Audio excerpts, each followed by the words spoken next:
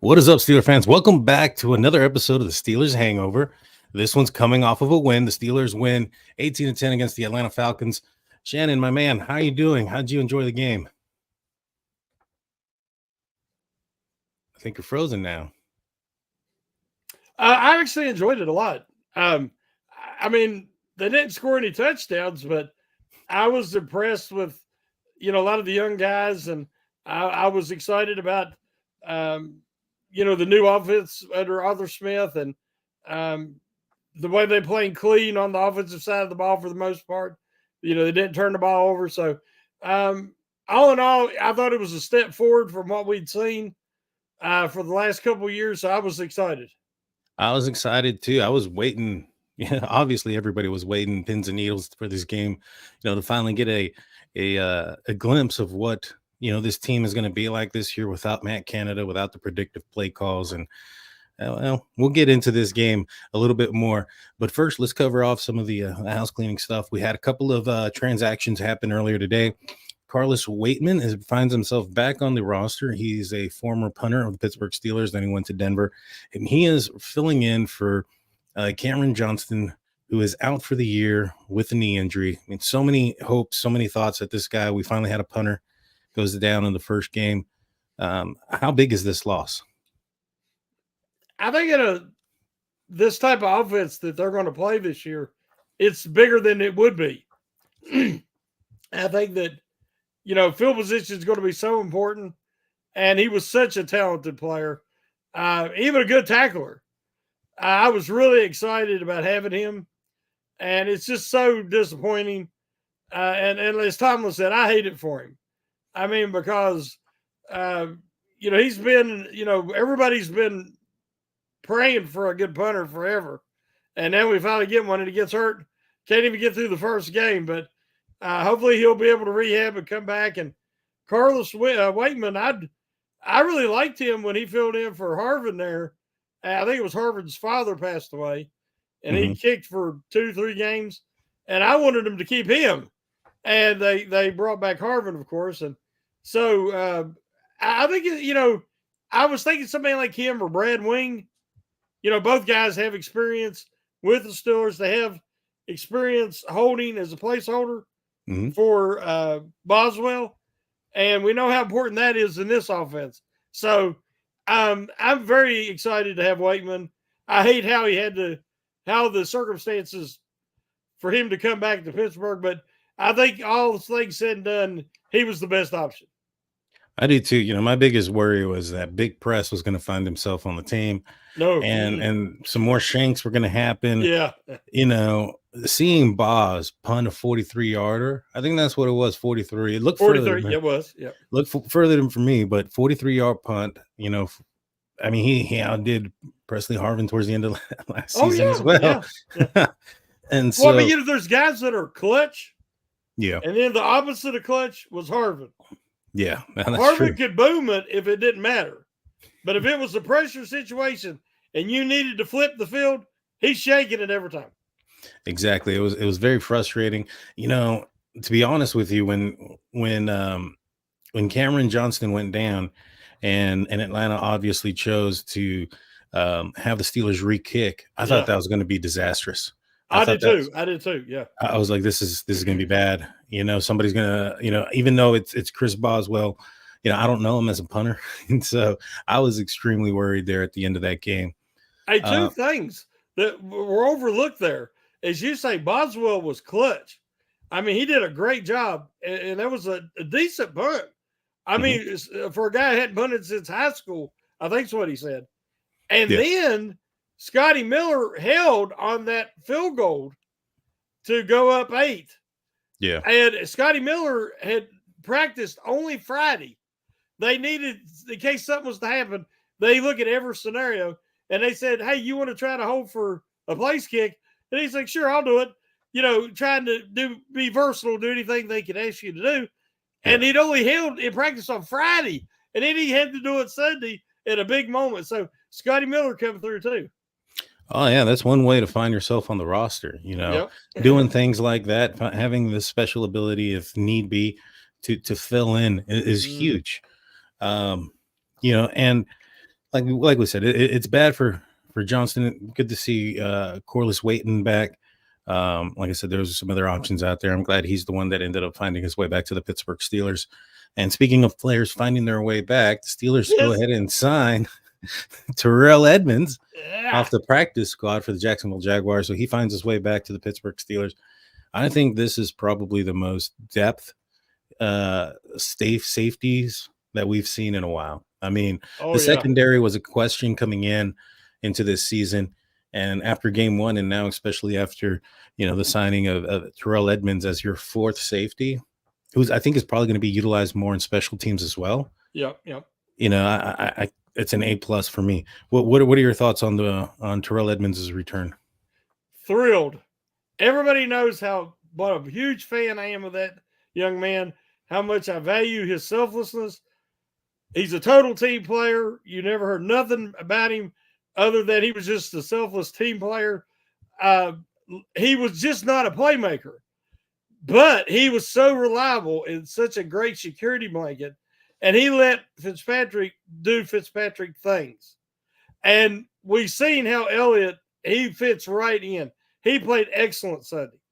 But now, when have the Steelers ever had two strong safeties that, I mean, now if Elliott goes down for a little bit, I feel much better knowing that Edmonds is there and we're not going to have to throw Fitzpatrick over there and have him be a box linebacker again. Mhm. He can stay where he needs to be. And Edmonds is the perfect backup. And as you say, he's a really good special teams guy, too. So I know the way it happened, I'm sure there was some bridges burned, but you're looking at a situation that we're going to sign you off the practice squad. Now you got to go on the active roster, I think, for at least 4 or 6 games, which I think he'll be on the rest of the year.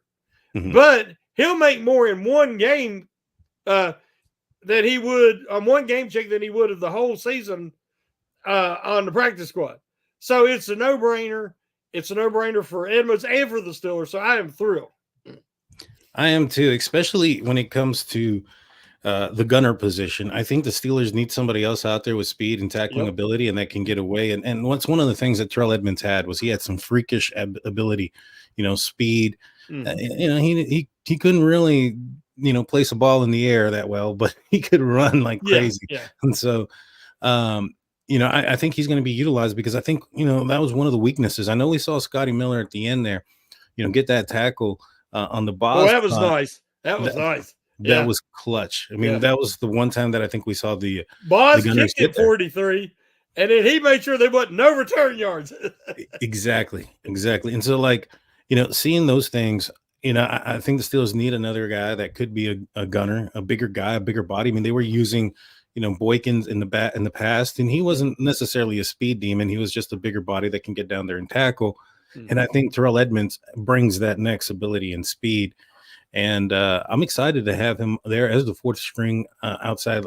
Safety, and then a guy that they can put in the box if need be. If you have a team that's willing to spread some people out and or have multiple tight ends out there, that was one of the things that Terrell Edmonds kind of excelled in, so to speak, Yep. was the covering of the tight ends. And we just saw Baltimore out there with Andrews and Likely. I mean, those are two Mm-hmm. threats there that you're going to need to put down. So I'm assuming that this is going to be a huge role for him, and I'm excited for Terrell Edmonds bring coming back. Now we'll talk quickly about the game, and then we'll do a quick break after that. But what was your knee jerk reaction about the game? What did you feel when you first saw it? I know a lot of people were a little bit, upset about the offensive game plan slash production. What were your Mm-hmm. thoughts? Just knee jerk, and then we'll get into the breakdown of the game after the break. Well, again, I think my offensive expectations. First, I've got to say that the Canada's gone and Arthur Smith were implementing his offense. But if you looked at the route trees and the targeted areas, there was nothing in the middle of the field. And I was screaming, what is happening? I mean, this isn't Canada. Why are we? I mean, I understand this ball security that Tomlin just pounds it. It pounds it. Ball security, ball security. And it is more risky to throw over the middle, but you have to utilize the whole field. You have to spread the field. and you have to have crossers, and you have to. We didn't even. It was everything outside the numbers or checkdowns. Mm. And I thought that would be more of a problem with Wilson because that's what he did with Denver a lot. But this was Fields in there, and it was still nobody thrown across the middle. That has to change. That being said, the offensive line had two basically rookies in that Frazier made his first career start in his first professional game. Spencer Anderson did not play or start last year, other than like the extra tight end and heavy pace. He was in there making his first start. Broderick Jones still dealing with injury. And honestly, Frazier was the best lineman. He's the most consistent. I heard a guy say today that Frazier, if you watch the film, it looked just like he did at West Virginia. Now that's saying something from an All-American that comes in and his first game as a rookie, he's just fundamentally superior to any center they've had since Pouncey. And I was so impressed with his game. He helped Anderson, who had your normal struggles, being a backup forced in to make your first start. But Daniels, who had not given up a 1 sack in 2 years, could have been credited with 2 sacks, honestly. But he definitely gave up his first sack. And Daniels struggled more than I'd seen him struggle at any point last year. I don't know if that guardian cap is helping him or not. I don't know if there's something going on there where maybe he knows this is his last year in Pittsburgh. But he's got to play good or he's going to get replaced by McCormick. Mm-hmm. So I'm hoping he gets his act together because a lot of when they tried to run outside zone, he was missing his blocks and his guy was getting all the penetration and blowing the play up. Yeah. You can't have that because you got to count on Daniels. He's your vet. Especially with Samala wasn't in there, Daniels is your vet. But I thought that, again, they stressed the Fields to play clean, and he did. And that led to him, Pickens made some excellent plays. You see that talent and that enthusiasm that he knows he's the number one option. And I thought that, I don't want to get into it yet. We will later, but these blown calls by them refs, that drove me bonkers. There was at least 4 blatant, terrible, terrible calls, and they all went against the Steelers. But I digress on that for now. But on the defensive side, they were what we thought they were. Mm-hmm. But we know how good the front seven is, and they showed up. But Daniel, I'm telling you, I got to say this. I am so proud of that coverage. Those corners and that secondary and the linebackers, they were excellent in coverage. There was times Cousins didn't really have an open target. He had to kind of force it. And, of course, he threw 2 picks, could have threw 3. And so I've been begging for a more faster athletic secondary. They finally got it, and we've seen the results because that coverage was excellent Sunday. Yeah, no, it definitely was. The defense did outstanding. Offense, my knee-jerk reaction was 3rd and 6, and they hand the ball off to Cordell Patterson. Mm-hmm. My response was, what in the Matt Canada is this play? That's exactly what I said out loud. And I was like, Jesus, I thought we got away from this nonsense. And so I was a little bit concerned. And I'll be honest, that series of plays that happened early on, the missed throw from Justin Fields kind of, put me in a concerned mood throughout the entire game. And it may have, especially early on or after the first watch, magnified the negativity versus how well they actually did play. And it wasn't until my second round of watching the game when I realized that, they played quite a bit well. You brought up the middle of the field not being targeted. One thing I noticed was that it seemed like Arthur Smith was cutting the field in half. And, Justin Fields was looking at one side or another outside of the one where he went to the left and then chunk it to the right. Outside of that play, it was like they cut the field in half. So I kind of understand that to a certain extent. But yeah, no, I was one of these people that were a little bit concerned after the game just because the Steelers didn't score any offensive touchdowns or any touchdowns, period. The closest they got was an interception return that almost went the distance. Yeah, I was hoping. I was like, go, go, go, go. Yeah, I was too, because I was like, man, if he don't get in, I'm not It entirely ain't sure the happening. offense is going to get in either. And so, you know, that was my knee jerk reaction. I went back and I watched it, and then I think there was a lot of good, even from the quarterback position. And I think I understood a little bit more why, for instance, they went with that 3rd and 6 and they handed it off to Cordell Patterson. I think it had more to do with just to try to settle down Justin Fields. I think he was a little bit nervous. Oh, yeah. He was in front of his hometown, a lot of friends and family there. And he's put into this position, probably didn't think he was going to be in this position starting the week. And then, even though he took majority of the reps throughout the week with the ones, what game plan were they setting up for? Were they planning on having Russ? And when did that game plan change? And, I think that we'll know more about who he is if he plays this week against Denver. I'm not necessarily saying that's going to be the case, but yeah, I think that was more to settle him down. And I saw that as the game progressed, I thought that they did a lot better. But we'll get into all of that and much more in more detail. We'll start off probably more with the offensive line and their performance right after the breaks. Don't go anywhere. Just be a few seconds after a few words from our sponsors.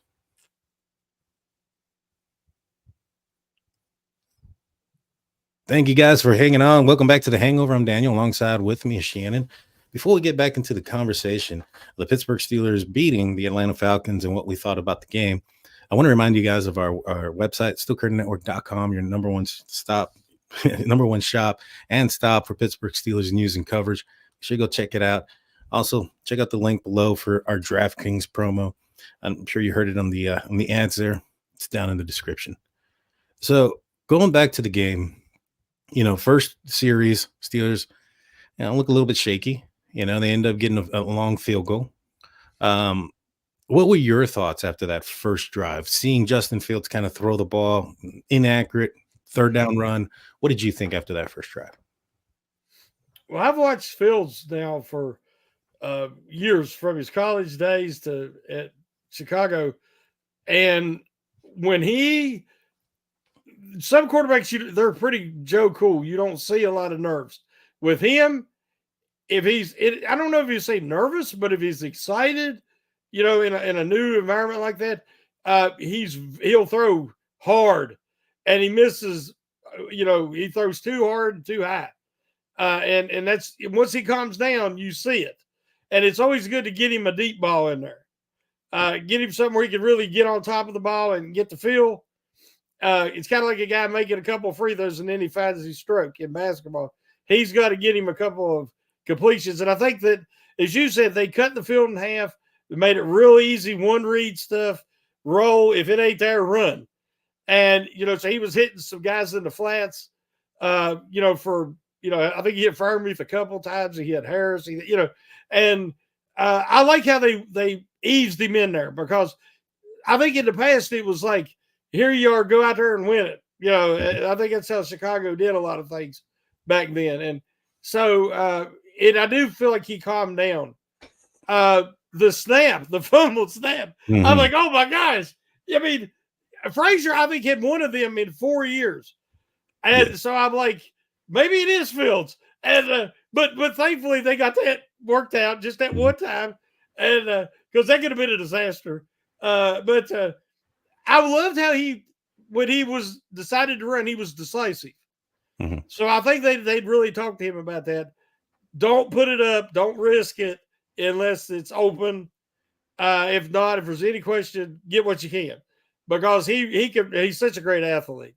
Yeah. But I was like you. At first, I was a little bit nervous because of those first two. But then I reminded myself, well, this is how he starts. He did in college too, when he's a little overhyped, and I think he was. Yeah, no, that makes a lot of sense. And like I said, it just seemed like he needed to settle down. Once he did, I think he did get kind of in a rhythm. I think a lot of the referee stuff kind of, once he started going down deep, he hit Pickens on a deep pass. Pickens gets called for pass interference on a ticky-tack play. And, I think that kind of, prevented that rhythm from going. But, he eventually found it. I thought he played well. But yeah, that first snap and it being a fumble, the first thing that went into my mind was like, all right, I understand that this process, or the process that you've had in the past, you had a new guy playing center in Herbig in the preseason when it was happening with you, but this is something that is continually happening. Yeah, yeah. Like, even if it's a fluke, like even in the preseason where he had the situation where the center snapped the ball too early and it hit him in the hand, he Mhm. still ended Yeah. up getting it. That's another situation. It's just, you can call it bad luck, but these things keep happening where they need to stop. Mhm. And yeah, no, he almost bobbled it one other time when he pitched it back to Najee. And I think, in the second half, we saw less of Fields under center and more of him in the pistol and in shotgun. And I think that had a lot to do with it. I'm not sure how comfortable he is being under center. I don't think he played very much under center during college. And so it might be something that he's just not comfortable with. But going into the running backs, Najee Harris, he seemed to have a pretty good game. I think he had somewhere around 80 yards or so. Jalen Warren, I think they were kind of keeping him, under wraps still because of the injury. They were kind of protecting him. Yeah. Uh, He but didn't look the same. yeah, no, he didn't. He Mhm. definitely didn't. Najee Harris actually went for 70 yards. Justin Fields had 14 carries for 57. Cordell Patterson had 4 for 13. Jalen only had 2 carries for 7. How do you think the running game was under Arthur Smith? This was something that had been, we were expecting a lot of yards. We're expecting this to be the Mhm. backbone of the offense. Did it live up to your expectation? Well, no, but it's not their line yet. That's It's true. it's I think when we get Samalu back, now, I mean, I think Spencer Anderson did an admirable job for his first start, but we're going to have Samalu in there. I think Daniels will bounce back, and I think whoever the tackles are, I believe that if it's Fuatanu, I think you're going to see much better blocking on outside zone, and you're going to have guys, him and Frazier can easily reach the second level, and so could Roderick Jones. He wipes guys out at the second level. Mhm. And so I kind of knew it probably wouldn't be as good as I was expecting for that game with all the backups and rookies. But there was so many times that Harris, he runs so hard. But you see why he didn't get his fifth year option picked up. Because literally they was 3 or 4 times and he'd stand up and he'd do this.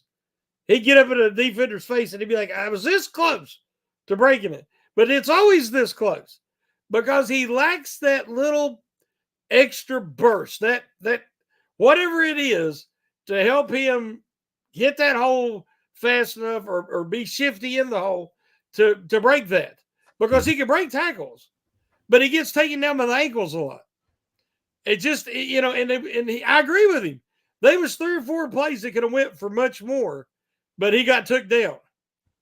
And so he was 20 carries, I think, for 70 yards. Yeah. I mean, it could have been a much better stat line. And some of that fell on him, in my opinion. But Mhm. um, I think that if that can be more effective, whether it's Wilson or it's Fields, that will open up that play action. And it should open up the middle because we've seen different times that their middle linebackers were rushing, run blitzing the line of scrimmage. And that's what if he could have got through that first wave of defenders, he had open green grass in front of him. Mhm. So I expect there to be a lot of improvement right there, but they definitely left some yardage on the field. Yeah, 20 for 70 is only a 3.5 Yeah. average, which is pretty much on, kind of on par where he's been most of his career, which has been why, like you mentioned, he didn't get the fifth year option. Now he had some pretty good runs. I mean, he had one run that was 20 yards, so that's 19 for 50, and that's even lower of an average. Yeah. Yeah. You know what I mean? Yeah. And so, you know, I do think that once say Malu does get back out there, or maybe even Spencer Anderson gets more experience under his belt and becomes more fluid in the position in the guard position out there with the ones, that maybe the running game will start to pick up a little bit better. But I thought they did well. I honestly did. I thought the offensive line played well.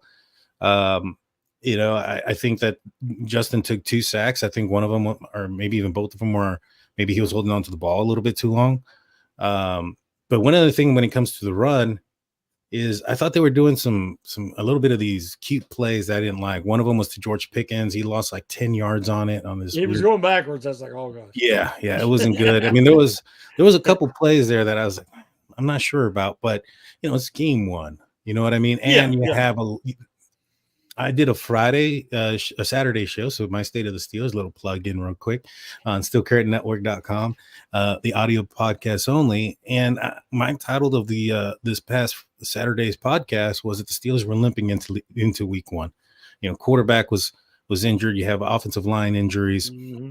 and now you got the punter. And so, but who went down during the game where you had to improvise at a certain point. So injuries have definitely been a situation for the Pittsburgh Steelers, at least early on.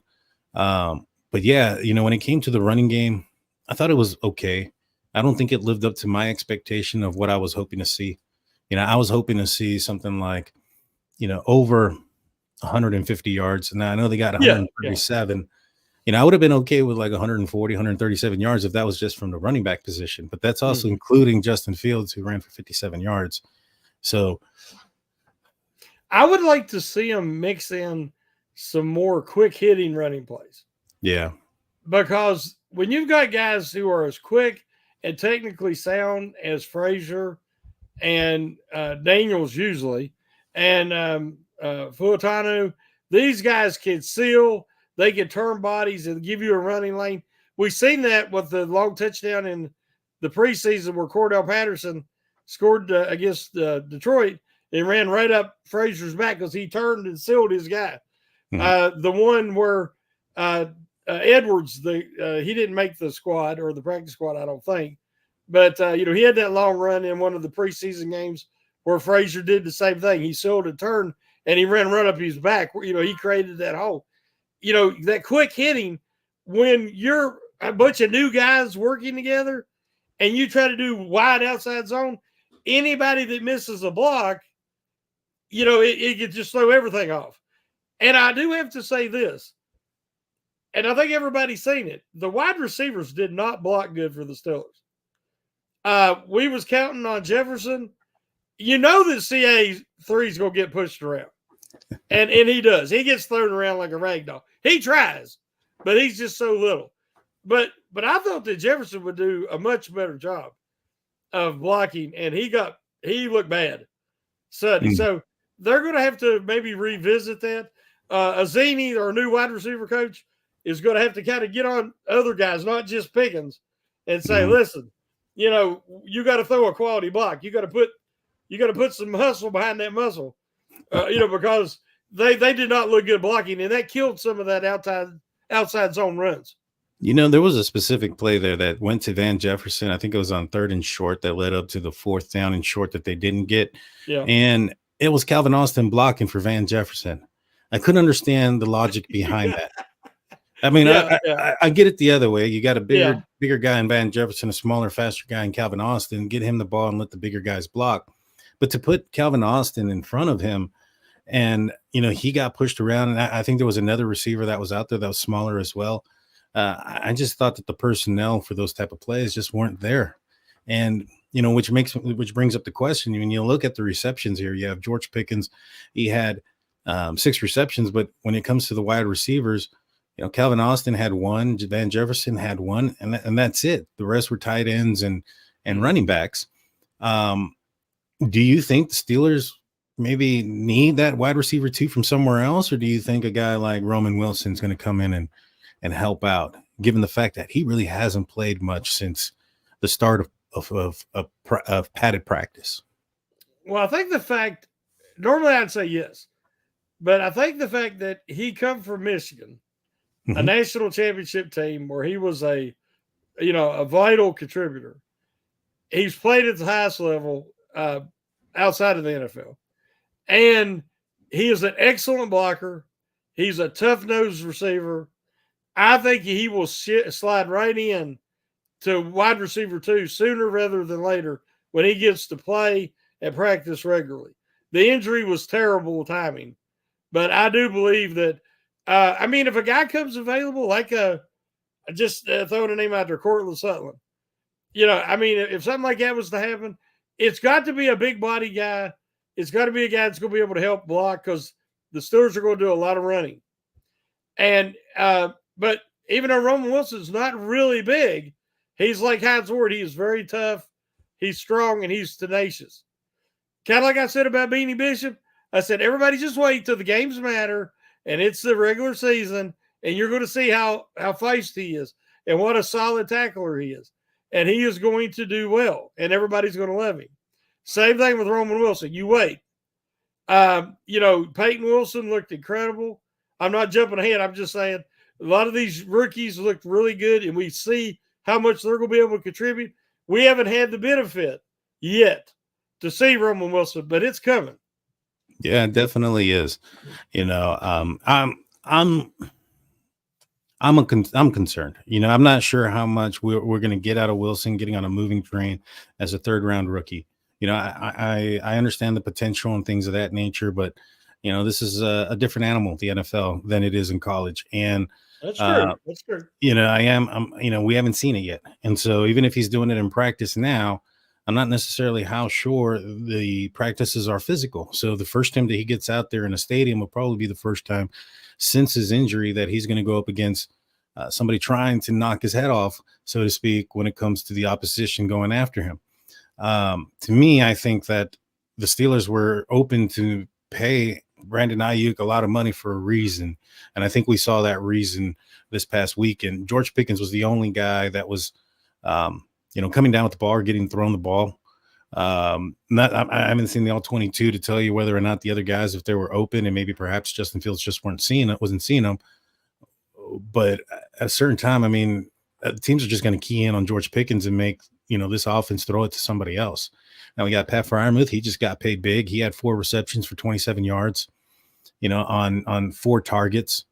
I saw a lot of Cole Pruitt, to be honest with you, out there. I think I saw him more out there on the field than any of the other tight ends, Darnell Washington or Connor Hayward.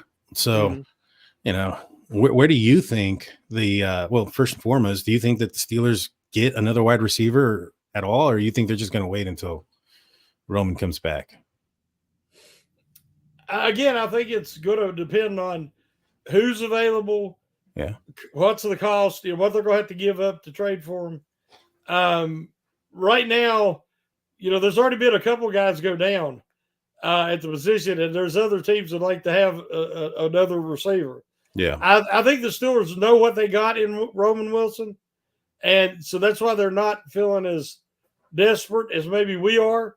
Yeah. I do believe that Freiermuth will have opportunities to work deeper routes. If Pickens hadn't had that, you're talking about a ticky-tack offensive pass interference call. Yes, he did. It wasn't a full, but he did give a little push. But, he also was being ridden. I see guys get away with that all the time, and they threw the penalty on Pickens. Had it not, he'd had, 137 yards? Oh, yeah. And the numbers would have looked even better, is all I'm saying. But I believe that Freiermuth is going to get the second most targets regardless, unless the Steelers get a top guy. And then I expect maybe your third most targeted guy to either be a Roman Wilson or a Harris or a Warren, because, Warren's going to catch a lot of balls when he's healthy. Yes, sir. But that's just how Arthur Smith's offense is. But the Khan's looking, Daniel. And if a guy's available that'll help this year's team, I think Khan will not hesitate to pull the trigger. John Mechie, he was spoken about quite a bit. I think he was a healthy scratch. He was a healthy scratch this weekend. That guy's awful talented. Yeah, he gave, was leukemia? Yeah, he did. Yeah, he did have and leukemia. thank the Lord, it seems he's beat it. But that dude's awful talented to be a healthy scratch. Yeah, exactly. What about the so you brought up the some of these tight ends, Pat Freiermuth. I think he's going to get some more opportunities as well. I think that just kind of going back to the quarterback position, if Russell Wilson is healthy come week 2, who do you expect to start? Based on the fact that I feel like they really cut down the offensive game plan. Like I said, they rolled Fields to give him like one read, and if it wasn't their run, based on what we saw, I think they trust Wilson more, and especially with this backstory of Wilson going up against Sean Payton and his former team, I fully expect Wilson to play this week. if he's healthy. Mhm. I mean, I'm fine if Fields plays if Wilson's not healthy, but I I think because this is the same thing. This week you got Bo Nix going for the Broncos against our defense. You can't give them anything. You cannot turn the ball over, play sound football on offense, try to possess the ball, which the Steelers did good. They were almost 50% on third down conversions, Mhm. which is for this offense is good. And if they can play another clean game, they should be able to beat Denver, even in Denver. And so, but yeah, I think if Wilson's healthy, Wilson's playing. I agree with you. Even throughout the game and watching it, I didn't think that Justin Fields did enough to spread himself or give himself another opportunity just based on his play alone. Yeah, Yeah. Maybe if, half of those field goals turn into touchdowns, maybe we're talking a different story. Now, again, a lot of those issues, the Steelers were handicapped by going up against the Zebras. There was more than the TJ Watt. There oh was more than the pass interference call. yeah. How about the one where George Pickens, when he catches the ball and they call him down and nobody's around him? Nobody was around him. Yeah. I I was kept like, saying, what the crap? Why couldn't they challenge that? Was the 'cause- Steeler coaching staff and the people in the box, were they asleep? well, Every one of us saw it. yeah, yeah, yeah. It was easy to see. You see, and Yeah. I was. Yeah, I get maybe that one not so much because I guess technically the whistle should have been blown at that point, and so the play is dead. I don't remember hearing a whistle, I you didn't know, either. No. and I think that should be challengeable if that ends up being the case. But even the TJ Watt one, the offsides, why can't that be challengeable? The play occurred. There was an outcome of the play. The penalty was something that is reviewable. It's not something that is judgmental. You can see whether or not the ball is moving, and if he's over the line or not. I don't know. I mean, I guess I get it. You don't want to slow down the game, but in those type of plays, I think that New That was York can make. huge. Yeah, New York can make those decisions pretty quickly, especially on the TJ Watt play. What do you think? When you see a guy, I've seen Aaron Donald get called for that. John Randall is a name from the past. Guys that were so explosive as that they look like they're, off sides because they're moving before anybody else is even reacting. But it's because they're just that much more athletic and quick twitchy than everybody else. Yeah. Derek Thomas used to get offsides all the time like that for Kansas City Chiefs. And he timed it perfectly. And if you watch, he's standing up, coming out of his 3-point stand, but the ball is also being snapped. Now, it doesn't matter if his teammates have moved. It doesn't matter if the offensive linemen have moved. The center's moving because he's snapping.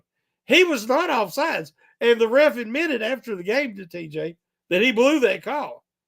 But, but it was every call when they ripped the Harris's helmet off Mm-hmm. should have been a penalty. They caught Jones Roderick going Jones. over and taking up for Daniels, who was on the ground getting roughed up, and he went over and got it.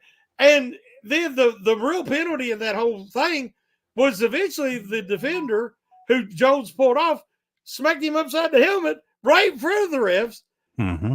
or he wouldn't have got a penalty. Yeah. That's what they called on that dude, and because it was blatant right in front of everybody.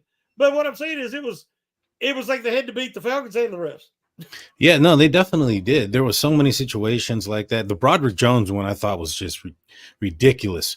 They showed the replay and they're like, "What did he do?" And then you see him get hit after the play, not just once but twice. And you're right, it was the second one that they actually threw the flag on the Falcons player. And I'm like, wow. I get there in Atlanta. Maybe they thought that because they got a new quarterback and knew this and that. I don't know if maybe the refs are like, hey, maybe we need some more viewers here. I don't know, but it to me it seemed blatantly in the side of the Atlanta Falcons. This was favored in one way.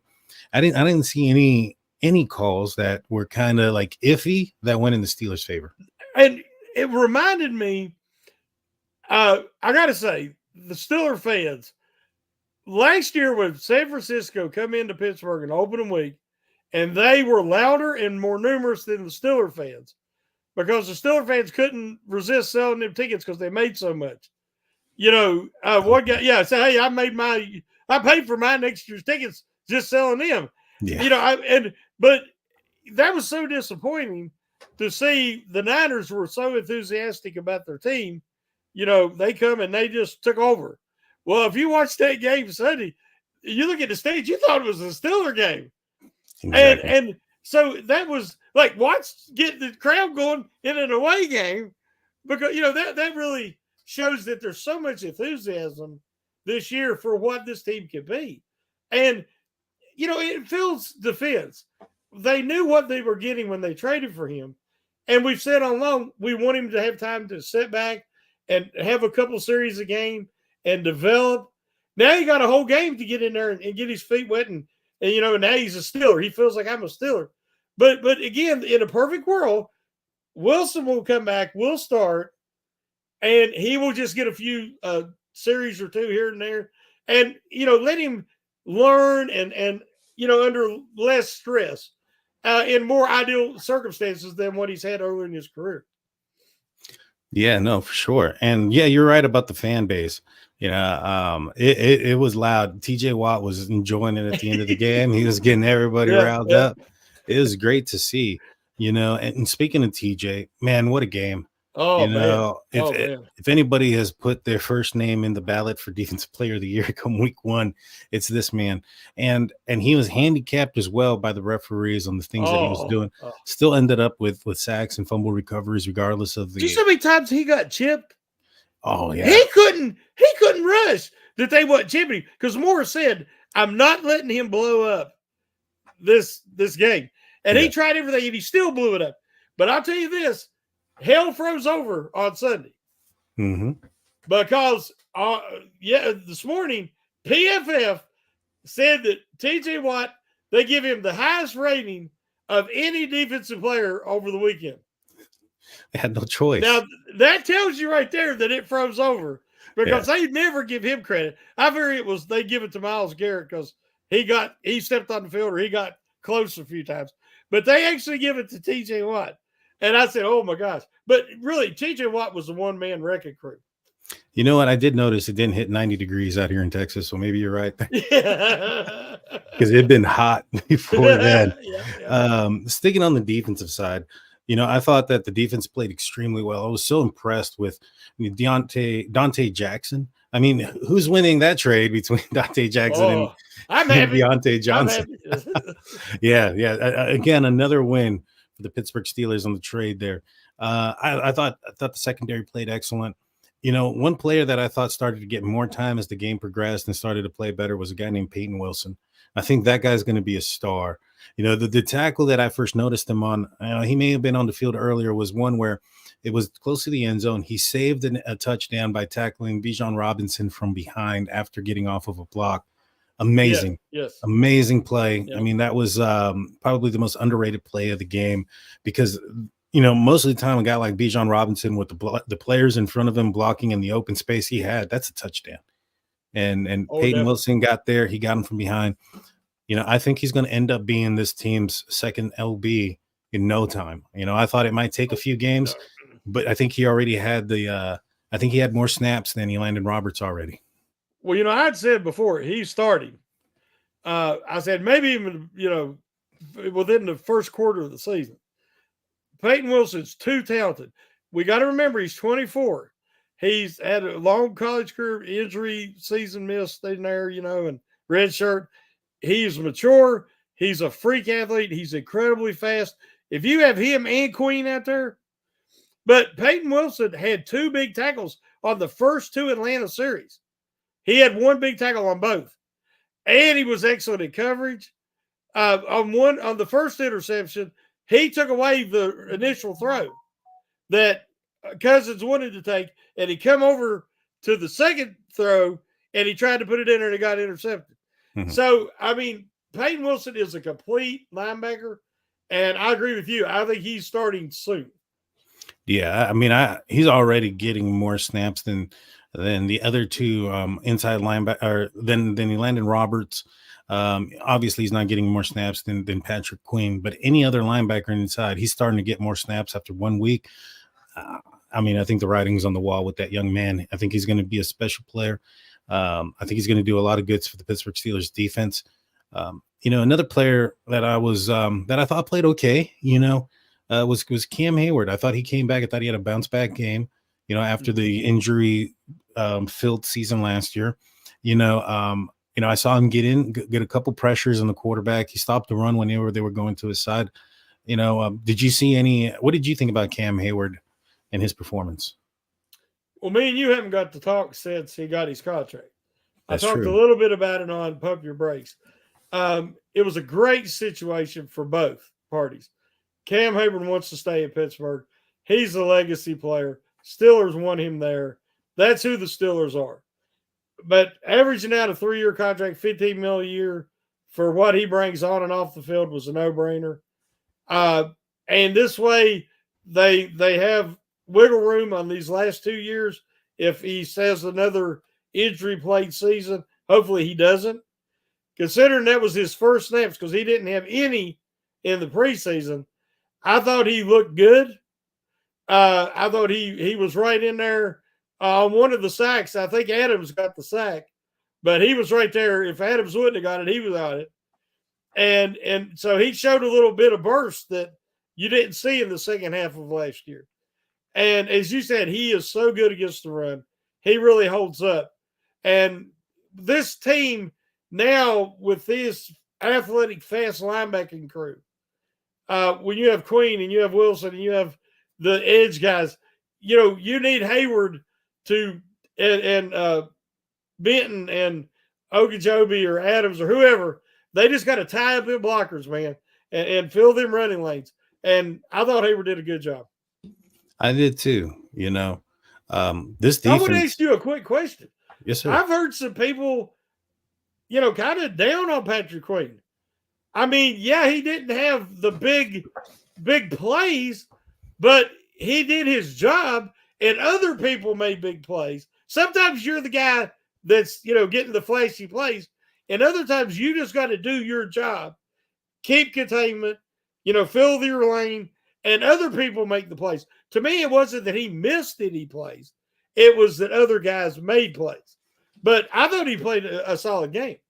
I did too. I think there was a couple plays early on. One that he kind of took the wrong angle on I think it was Bijan, and he kind of missed the ability to tackle. It kind of fell off the back end of him. Mm-hmm. But outside of that, I thought as the game progressed, he got his feet under him, kind of similar to everybody. I think early on that first series or so, a couple of series there that the Steelers defense was out there, I think they were kind of getting settled down. But when you look at what the Atlanta Falcons were able to do, which wasn't much, but they held Kirk Cousins to 155 yards throwing, 1 touchdown, 2 interceptions, which that touchdown came after that sack fumble by TJ Watt that was taken away. Taken away. And so should they have even scored that? Probably not. But they ended up with it. 1 touchdown, 2 interceptions. He had a QBR of 29.2. The Atlanta Falcons as a team only rushed for 89 yards. Now, this is what their bread and butter is. Yeah. So you have an offensive line or defensive line that's elite. You have Cam Hayward, Keanu Benton out there, and the pass rushers are amazing. I think the inside linebacker core is going to be elite with Patrick Queen and Peyton Wilson. And we just saw what the secondary is going to do. Is there a weakness on this defense? I would still like to see, and I've said before, we didn't get to see much of the new defensive tackle, and I cannot think of his name. Lowry? Yes, Lowry, ain't it? Lowry, there you go. I didn't see him out there much. I think he's 94 is his number. But Adams played well. I really did. He was very he penetrated and did well because he's not a hold the point kind of guy. But I'd like to see. I don't know. They need one more run stuffer. Now they've got a Landon Roberts, and we know that But I'm talking about. I don't like Benton at nose tackle. I've said this before. I'd like to have just a big. If you look at the Ravens, you look at all these teams that are hard to run on. They got 2 monstrous tackles, or at least a big nose tackle. And the Steelers, Benton doesn't qualify, in my opinion. Benton is more athletic. He's more like a young Hayward. So, there might be a guy that comes available, and they might try to bring him in. But Other than that, the defense looks pretty set to me. I might be they have silver glasses, goggles on, but I'm just so happy. I'm happy about the secondary. I'm happy about the athleticism and the speed, and I just see so much they can do with this defense.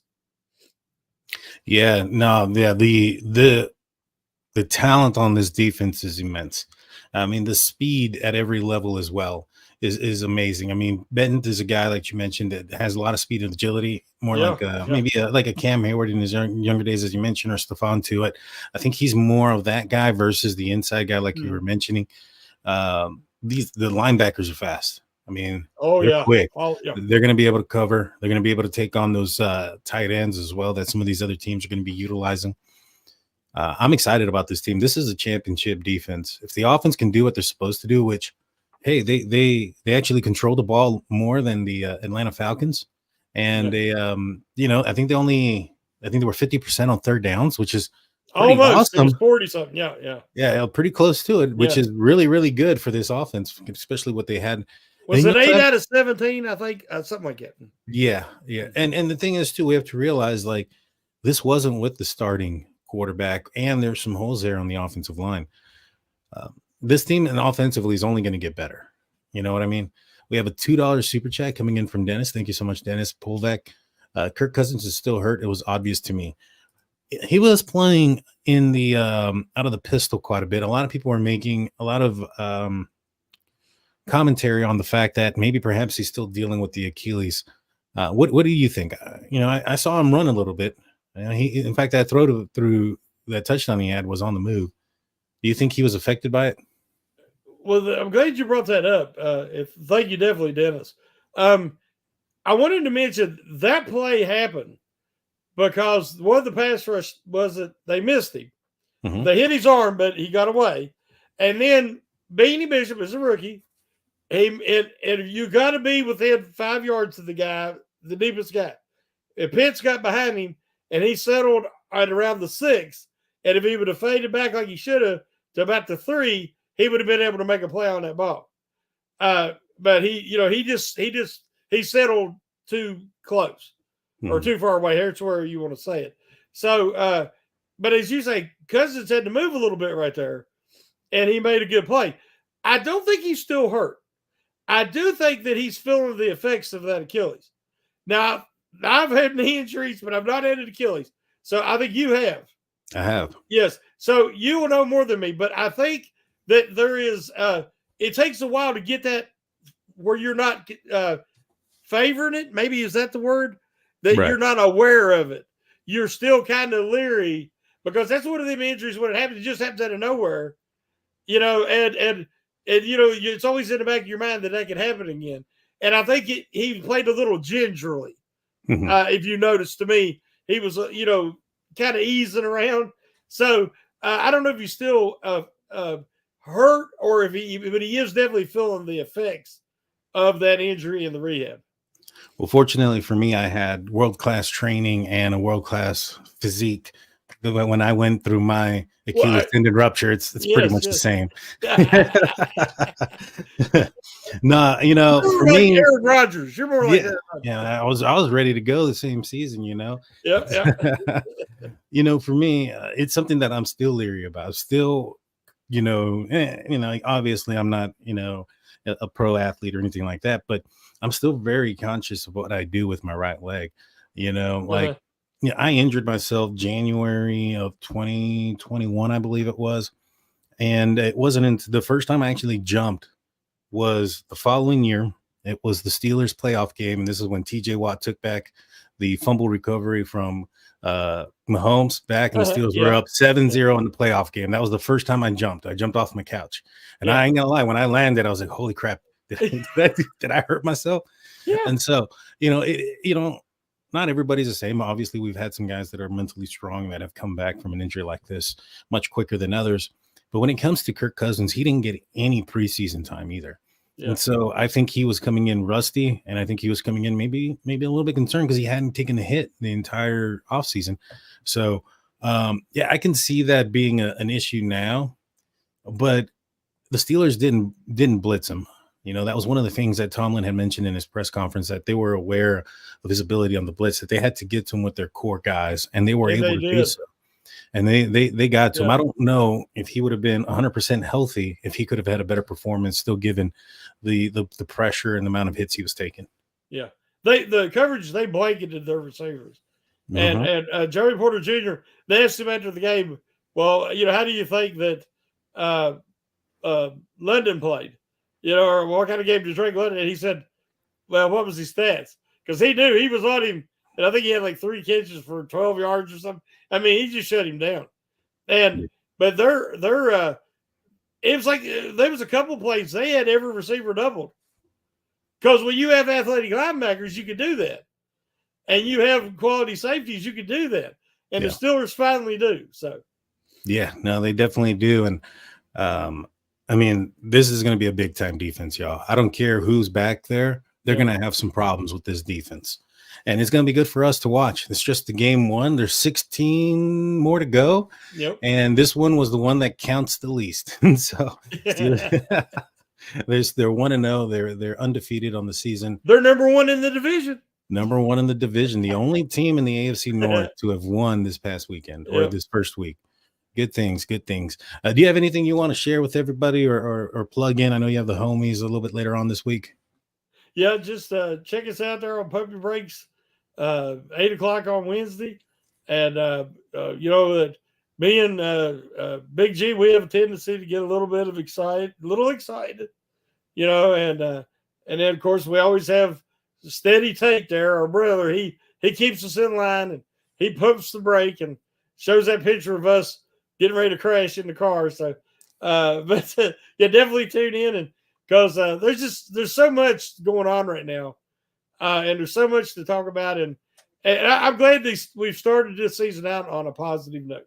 Yes, sir. Yes, sir. We needed it after a winless preseason and a lot of doubt. But it just doesn't matter. Remember, it just doesn't matter. This matters. This one matters, and this one's in the win column. Enjoy it. We got a whole week.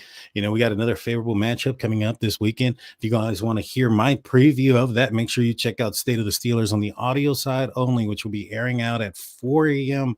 on Saturday. So make sure when you wake up on Saturday mornings, you tune in wherever you get your audio podcast, and you'll hear my preview and thoughts on the game. You don't want to miss it. I want to thank everybody. Please hit that like and subscribe and ring that notification bell. Shannon, take us out, my man.